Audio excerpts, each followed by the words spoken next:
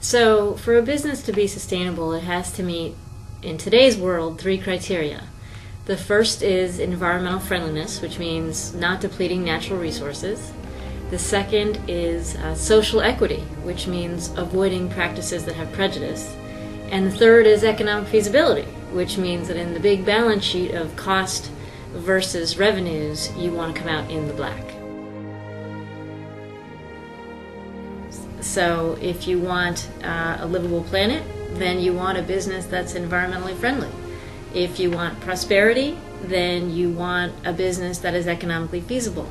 And if you want well-being, then you want a business that is socially equitable. So good examples and simple examples would be starting by greening your supply chain.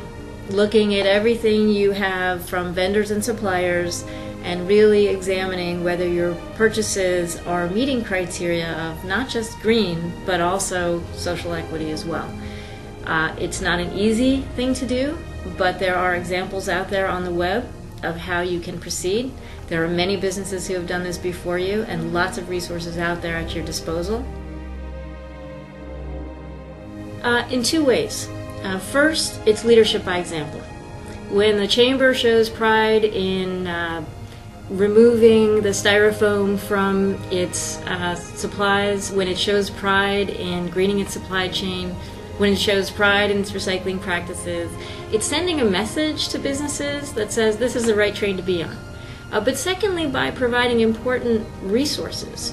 Some examples of that include just last year, the Chamber held a Virginia Green workshop. It is also promoting a series of workshops for business leaders who are trying to grow a green practice.